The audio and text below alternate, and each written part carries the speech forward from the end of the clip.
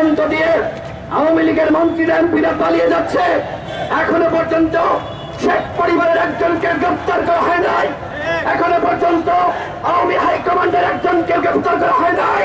তারা কোথায় আছে আমরা জানতে চাই। কেন তাদেরকে গ্রেফতার করা হচ্ছে না? পুলিশ ফাংশন করছে না।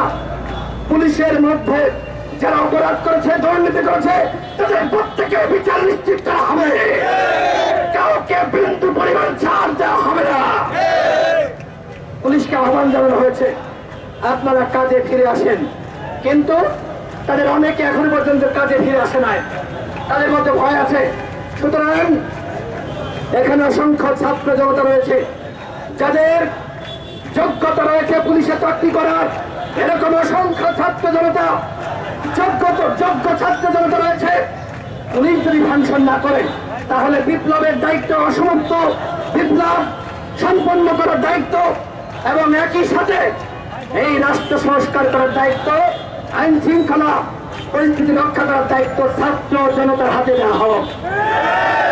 আপনারা দেখেছেন বিচার বিভাগে, সেখানে সাবেক প্রধান বিচারপতি তিনি একটি বিচার বিভাগীয় কূপ করার চক্রান্ত করেছিল। আমাদেরকে বলা হয়েছিল আমরা যেন সেখানে গিয়ে এই চক্রান্তকে রুখে দিই। আপনারা দেখেছেন যে আমি নিজে গিয়েছিলাম আমাদের নেতৃবৃন্দদের নিয়ে, এবং সেই বিচার বিভাগের কুকে আমরা সেটিকে কিভাবে আমরা ধ্বংস করে দিয়েছি আপনারা সকলে দেখেছেন। এই যে এখানে আনসার কু, ছাত্রলীগ যুবলীগ আনসারের পোশাক পরে এসেছিল, আমরা সেই কুকে আমরা নস্যাৎ করে দিয়েছি। এইভাবে যেখানে যেখানে ওই শেখ হাসিনা ভারত থেকে নির্দেশনা দিয়ে, উস্কানি দিয়ে কু করার চক্রান্ত করবে, আমরা কোথাও কোন শেখ হাসিনার নির্দেশনায় কু হাতে দিব না। সকল ষড়যন্ত্রকে নস্যাৎ করা হবে। এবং এখনো যারা বাংলাদেশে আওয়ামী লীগের নিরীহ নেতাকর্মীরা রয়েছেন, আপনাদের উদ্দেশ্যে বলতে চাই, শেখ হাসিনা যখন পালিয়ে গেছে আপনাদের কথা ভেবেছে? সুতরাং শেখ হাসিনার কথা আপনারা ভাববেন না। শেখ হাসিনা ধোঁকাবাজ, প্রতারক, একজন হত্যাকারী, হত্যার পরিকল্পনাকারী। সুতরাং সে যে গণহত্যা করেছে তার ফাঁসি হবে, শেখ হাসিনার ফাঁসি হবে, তাকে দেশে ফিরে আনতে হবে। এই অন্তর্বর্তীকালীন সরকারকে বলবো, তাকে ফিরিয়ে আনাকে কেন্দ্র করে কোন তাল্লা না করলে আমরা ছাড়বো না। একই সাথে আওয়ামী লীগকে নিষিদ্ধ করতে হবে। আমি সাংবাদিক ভাইদের মাধ্যমে দেশের মানুষের কাছে প্রশ্ন করতে চাই, একটি দল গণহত্যা করেছে, গণহত্যার পরে কোন দল বাংলাদেশে রাজনীতি করতে পারে বন্ধুগণ? এতদিন জামাতকে বলা হয়েছিল জামাত গণহত্যার সাথে ৭১ যে গণহত্যা তার সাথে জড়িত ছিল, জামাতের নিবন্ধন বাতিল করেছিল, তাদের রাজনৈতিক কার্যক্রম বন্ধ করেছিল। আমি এই অন্তর্বর্তীকালীন সরকারকে বলবো, এই আওয়ামী লীগের নিবন্ধন আপনাদেরকে বাতিল করতে হবে।